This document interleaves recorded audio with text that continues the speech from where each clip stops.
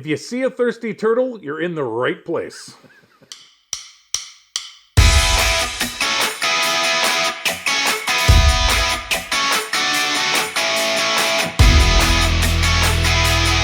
Hello and welcome to Best Motorcycle Roads. I'm Tom. And I'm Todd. We have over 65 years of combined motorcycling experience and 30 years of planning and riding motorcycle trips. We're here to share with you everything we've learned over those years.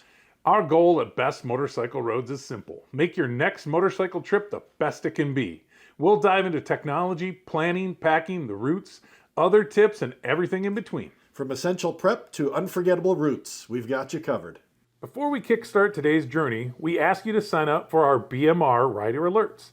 It's our way of keeping you in the loop with the latest rides, tips, and stories. We promise no spam, only the essentials to enhance your motorcycle adventures. Join the BMR crew today. We'll put a link in the show notes. This segment about motorcycle gear reviews and tips we call the Toolkit. Let's talk about engine guards in the toolkits today. Maybe why do you need them or why would you want them? Yeah, well, first of all, for safety, to keep your motorcycle engine from getting damaged if your bike tips over, it also can save your legs from getting crushed between the engine and the highway or the road. Mm-hmm. But I mean, there's lots of good reasons for having them. And I have tipped over my motorcycle more than once. Sometimes just in the car wash, but I have tipped it over at intersections before.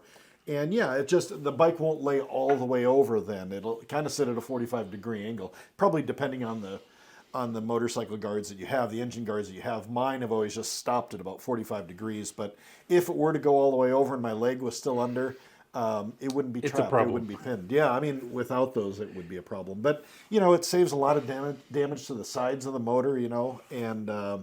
But there's plenty of reasons to have them. And I think the motor itself would probably be fine. You're kind of just saving the scrape factor a little bit. Yeah. I mean, if it gets really bad. But you're right. And then I think you had talked about, too, it's a place to mount things to a little bit, too. Yeah. A lot of people will mount the highway pegs like we've talked about before. You can mount lights. Extra lights. Mm-hmm. Yeah. It's just kind of one of those things, I think.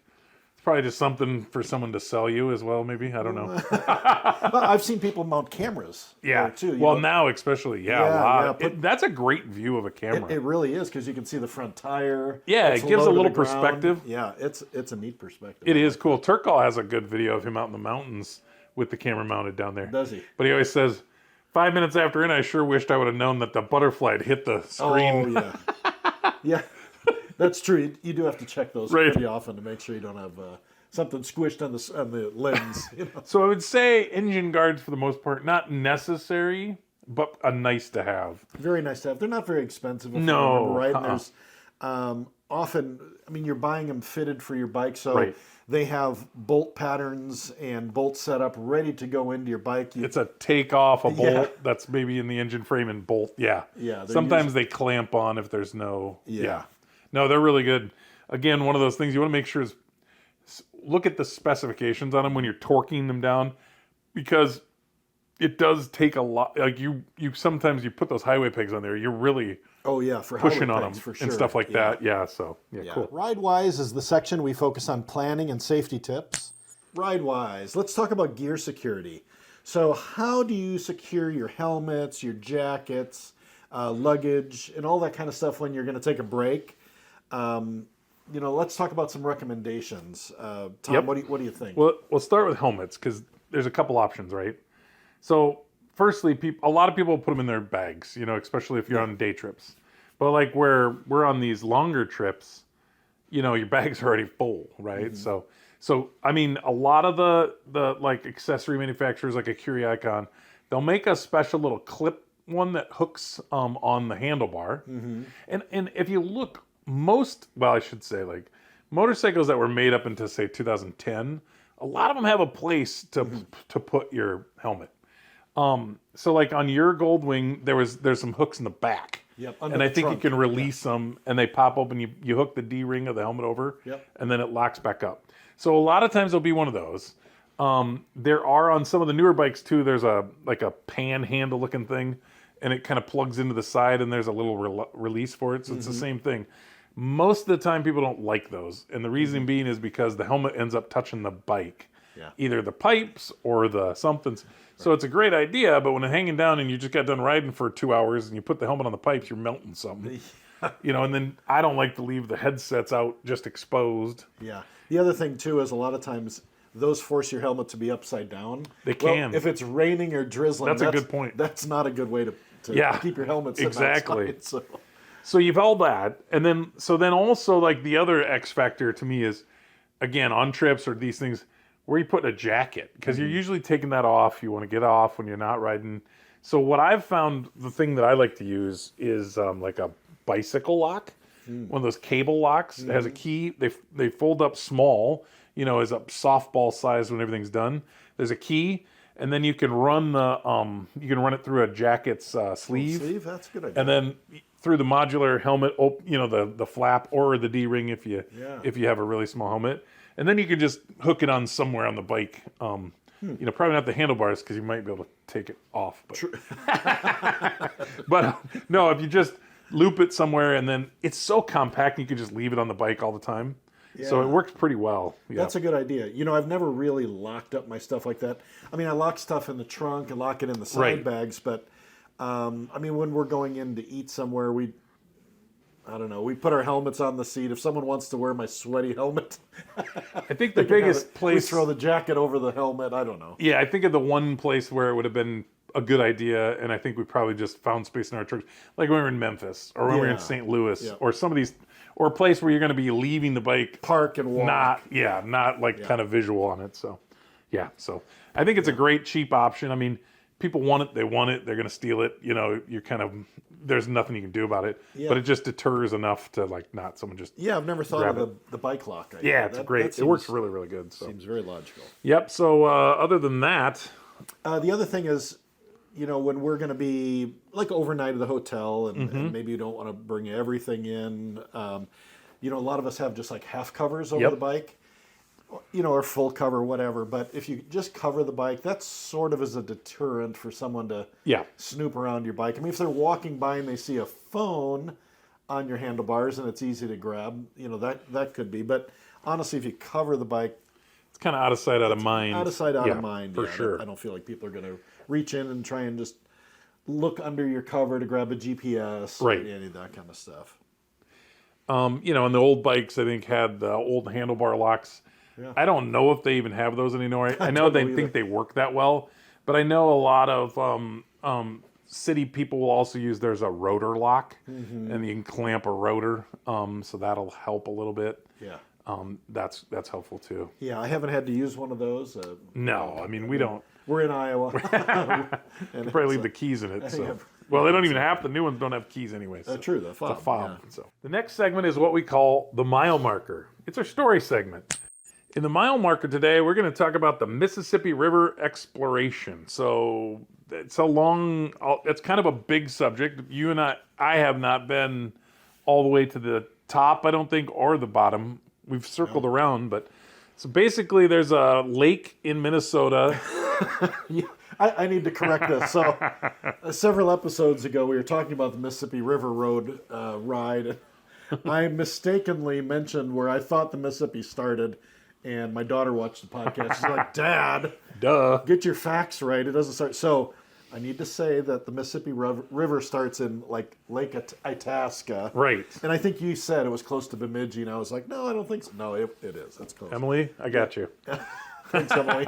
She caught me. So yeah, it's originally I was looking up some facts for this. Originally the Mississippi River is 2,552 miles long, but now it has since reduced itself by 200 miles. So I suppose I don't know. That's what the Wikipedia said. It's 2318 now, so it's lost 200 miles. I'm assuming I didn't look and see why. I probably should have. That would have been helpful, wouldn't it have? Yeah. So the Gulf maybe is moving.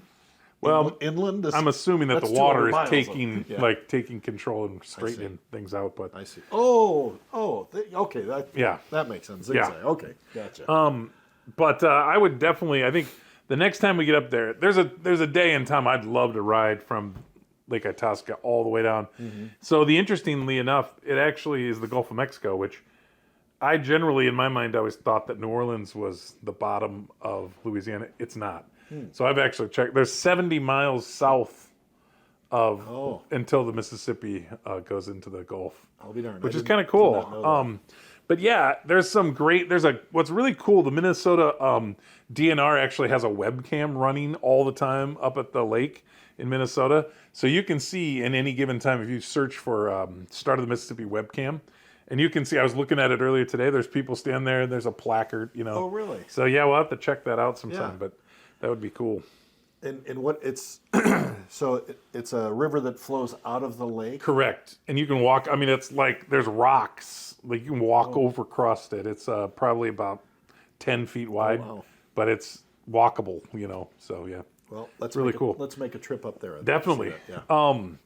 But also, I mean, in St. Paul, on that side, clearly it splits the two cities, but it's pretty narrow. I don't know if you've been through that. I have, but I just don't remember. I mean, I would say you're like, like it just looks like a river you might see in any given town. So, so it's kind of cool to see that. I think there's a convention center that's sitting right on the river, and part of the deck you can watch, and it's small. So not many barges up there. Not a lot of barges there, no. Maybe a small pontoon. No, not quite that small. But basically, when you talk about the Mississippi Road, you're really talking about the Great River Road. So, I mean, there's a lot of websites. There's one big website for that. Experience Mississippi River is kind of the home. And you can get a map. And it's kind of, there's not one Great River Road, even though they call it the Great River Road. I think on both sides, they actually sometimes call it the Great River Road. So there's a lot of cool things on both sides of rivers as you work your way down through the states. And the number of states that the Mississippi River is pretty cool too if you start to count through them.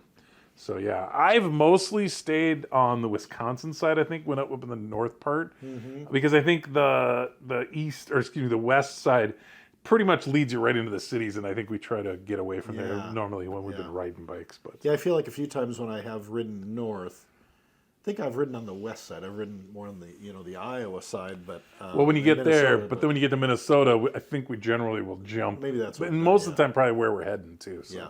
But no, I mean, but one of my favorite little stretches is there's McGregor, Iowa to Lansing, and it's almost where the Iowa side ends. Most people cross the river, go to Wisconsin, and that's what a lot of people in this area call the Great River Road. It's on the Wisconsin side, but there's a really great road, and it just.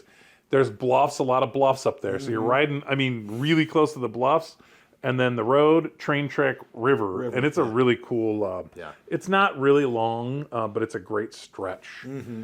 But then south of St. Louis, I don't know if you've rode this as much. Mike and I have rode this one a few times, but you get south of St. Louis, you can take 61, and it goes all the way down to like Cape Girardeau. It actually goes right down, pretty much down to Paducah, Kentucky. That's a really good riding down there south of St. Louis as well. I know. I've been through Paducah with you guys. Right. Yeah. And I don't know how exactly we got there. I don't remember that either. But I know that Mike and I left one time and I think met you guys. But we ended up going around St. Louis and we cut back to the river and rode right along that. It was a nice ride, for sure. Yeah. So, and then not too far away from that, we've talked about this before. Is that the Bald Knob? Yeah. Cross? Oh yeah. That's like Alto Pass. Illinois? Yeah, it's by Carbon, not far from Carbondale. Right. And it's this hill really that has this cross that they erected that's like 100 big metal cross. Yeah, metal cross, 111 feet tall. It's huge. I think it was completed in the early 60s. They started it, had the thoughts about it in the 50s, but then sometime in the early 2000s, it needed like a lot of repairs, and they did a big restoration project on it and reskinned the whole thing. They added a bunch of lights, and it stands like over 1,000 feet above sea level and can be seen from like 7,500 square miles around. I mean, it's big. It's super impressive. It really is like cross out in the middle of southern Illinois. Yeah. It's pretty cool. It's pretty neat. They have a lot of events up there. Yeah. Because it's kind of a big, wide open area at the top, and it's a great view. It's a great view. And I know that they've got an eclipse. They have worship services up there sometimes too. Sunday it's kind of neat. Services. So they're going to do an eclipse viewing party there. And it's pretty cool. It is. A couple other towns along the river that are cool. Just Sebula is on the Iowa side, right across from Savannah, and I always think that it's a really cool causeway that goes from like Sebula to Savannah. It's not the Florida Keys by any stretch, but there's water on both sides at times. It's just kind of a cool. Yeah. And they used to have a really cool grate bridge, graded like metal grate bridge, but that's been replaced now. Oh, it has? I think it was too old, but. And then on the other side in Savannah, in Illinois, there's a couple kind of very popular like destinations. The Iron Horse Social Club is in like downtown Savannah. Old bar, very old bar. Cool. Yeah. Tons of like, it's almost like a mini museum, really, right? They've got a lot of bikes in there. Yeah. They've got stained glass windows yeah. from churches. I mean, huge ones. Right. But I think those are up on the second level, if I remember right. I think when we went there, we stayed on the bottom level. But a couple of us did walk I didn't. up. I don't know if it was closed or just lights were off, but there was another gigantic bar up there. And I seem to remember there was big stained glass windows and ton of old bikes, like lots of old bikes, 20s, 10s, some old early Indians. bikes. Yeah, it was neat. Yeah. It was just a regular museum, and maybe they opened that up for special occasions. I don't even know, but. And then Poopies is out by the more out of town, and that's kind of the place where they have bands and. Yep. It's kind of a big place now. I mean, there's like the last time I was there was a restaurant and a tattoo shop and a big bar and a huge area to have like concerts and stuff. It looked like there could be a lot of people there. Yeah, I've never been to it when it was like an event, but it looks cool. Yeah. There's another little town that's kind of interesting, lots of history. I've wanted to go there a few times, but we just keep never getting there. But it's called Nauvoo, Illinois. Now, they do have some wineries, but what's interesting is this is kind of like the epicenter of the American Indian settlements in that time. The river kind of comes back, so there's kind of a lowland of area. It's really interesting if you're into that history, check it out, because there was a huge settlement of American Indians in that area. Like, they're thinking millions of... It's a town. Really? Yeah, it's really interesting. And then... Another really odd fact is Joseph Smith actually lived there for a while, who was the guy that published the Book of Mormon. Yeah. And so there's a Mormon church there as well, but don't confuse that with the musical, The Book of Mormon. Okay. So I've seen that. It's great. One more place that's kind of back where the Bald Knob is a little town called Chester, Illinois. And as you're crossing over from Missouri to Illinois, there's a little park to stop at. It's right off. I mean, you get across the bridge, and I can't remember if you turn left or right, but there's a little park, and they have a statue of Popeye the Sailor, because I think that was his hometown. They made that as hometown. Yeah, so it's cool. Yeah. It's a great place to take a picture. So I think for me, mostly my memories about the Great River Road in general, the Mississippi River, is just so many times when we're coming home. Mm-hmm. We generally, when we're coming from the north, we'll head that Wisconsin side, and I don't know. If you never checked out the lock and dam systems that the Mississippi River has, are way cool.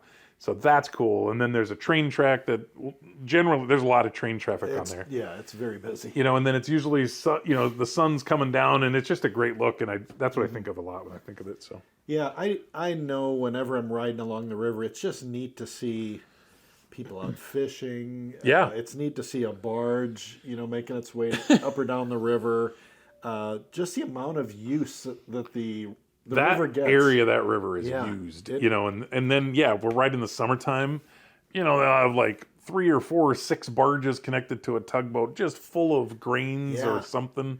And it's actually interesting if you've never seen that to watch a barge go through the whole lock and dam system, because it's amazing. It's amazing, and those things have been around since the 50s or 40s. They're really old and so well engineered, and they still work. It's amazing. It's neat. And then sometimes it's a treat. Then you'll see a couple small boats in there with them, and it's just it's wild. Yeah, to see a little tiny.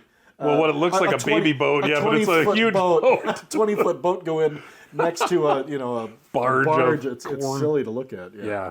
The podcast can be found on bestmotorcycleroads.com/podcast. All the information you need will be there. But you can subscribe on Spotify, Amazon Music, Apple, Pocket Casts, and YouTube. This is the interactive segment. We will be looking for input from you. We want you to send us your questions and suggestions for roads, topics, and anything else you have on your mind. So today's Q&A comes from Carly, And Carly asks, how do you keep the group together and organized during a ride, especially when riders have different skill levels or We usually preferences? don't. They just... Yeah, we just leave them at home. Depends on who.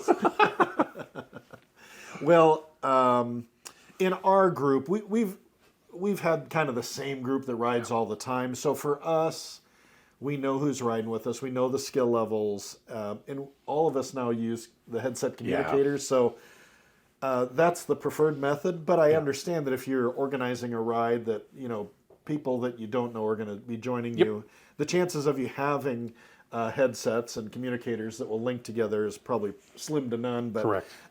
So at that point, you really want to talk about some hand signals.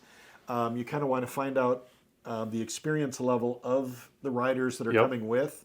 And generally, I would say try and keep the less experienced riders towards the back. But you do want to have somebody in the far back, maybe that does have a communicator that says, we're going a little too fast. Can we slow it down? The back of the group isn't catching up.